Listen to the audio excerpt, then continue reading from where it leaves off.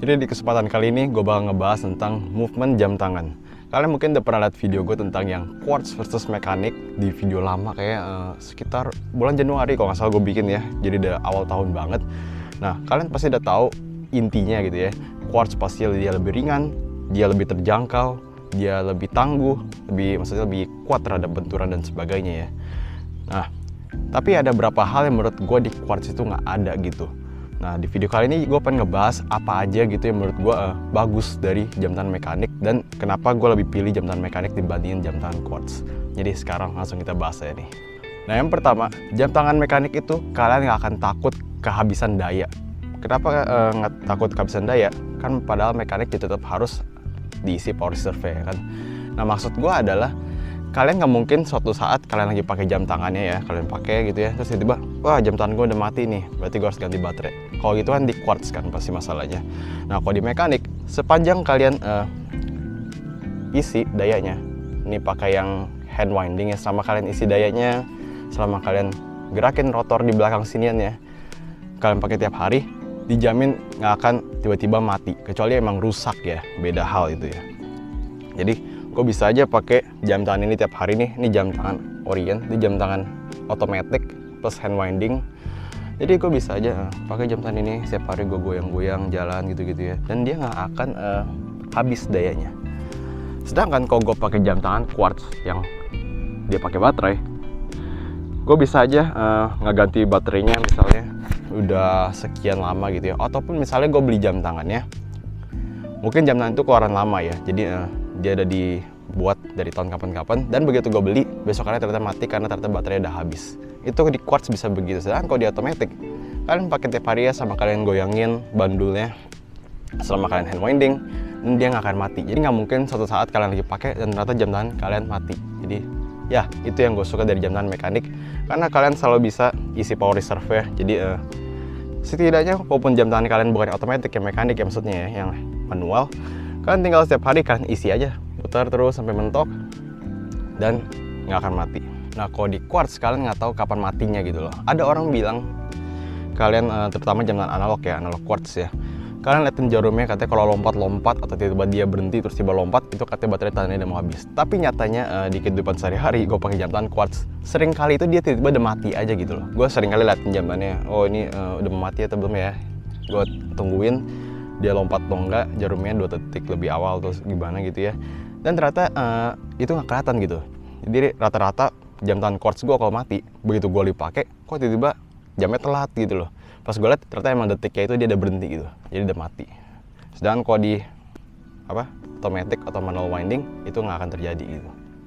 Nah, hal berikutnya yang gue suka dari jam tangan mekanik, otomatis atau manual winding ataupun keduanya ya, itu pergerakan hands ya. Kalian bisa lihat pergerakan hands dari jam tangan mekanik itu ya, dia itu gerakannya sweep gitu, sweep ya. Jadi otomatis per penunjuk angkanya atau penunjuk waktunya dia itu kena jarum ya.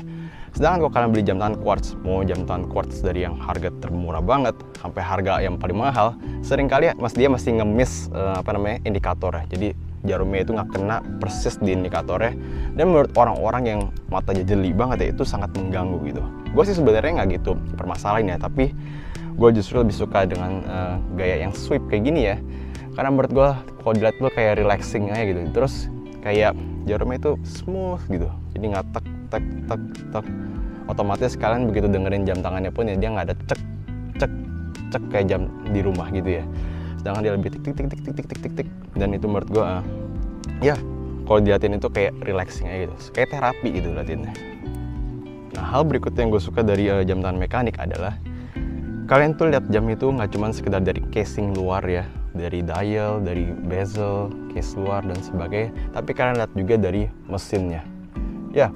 Jadi begitu kalian ada mesinnya, kalian bisa tahu kalau ini jam tangan itu dibuat secara demikian ya, sehingga setiap komponennya itu penting banget biar dia bisa gerakin si jarumnya.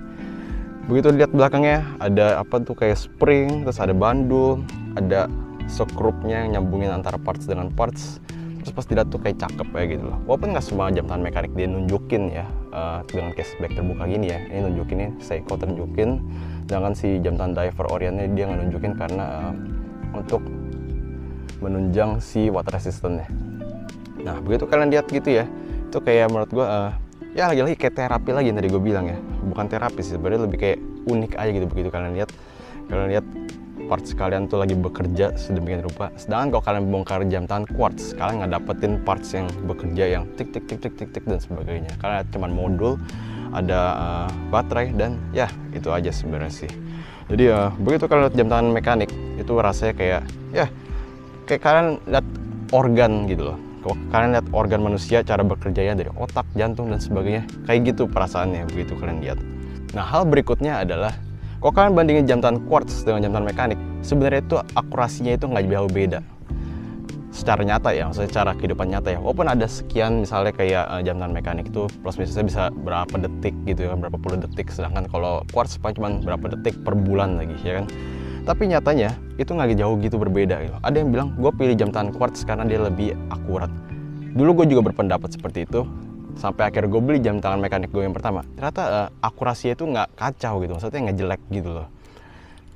Gue masih bisa kayak liatin jam tangan ini dan ini masih akurat dengan HP gue. Ya, jadi sebenarnya itu jam tangan mekanik pun dibilang nggak akurat juga enggak, justru akurat kalau gue bilang. Cuman kalau kalian bandingin sama quartz, tingkat akurasinya memang agak beda, tapi nggak jomplang gitu. Jadi kalian jangan takut beli jam tangan mekanik bakal minusnya 5 menit dan sebagainya, itu nggak mungkin lah gue bilang, kecuali kalian beli movement yang agak abal gitu. Ya, jadi itulah pendapat gue tentang jam tangan mekanik dan kenapa gue suka banget sama jam tangan mekanik. Kira-kira kalian suka sama jam tangan mekanik atau enggak? Kalau kalian suka, kalian punya jam tangan mekanik apa? Cerita-cerita aja di kolom komentar. Jadi itu aja video untuk kali ini, kita bertemu lagi di video berikutnya.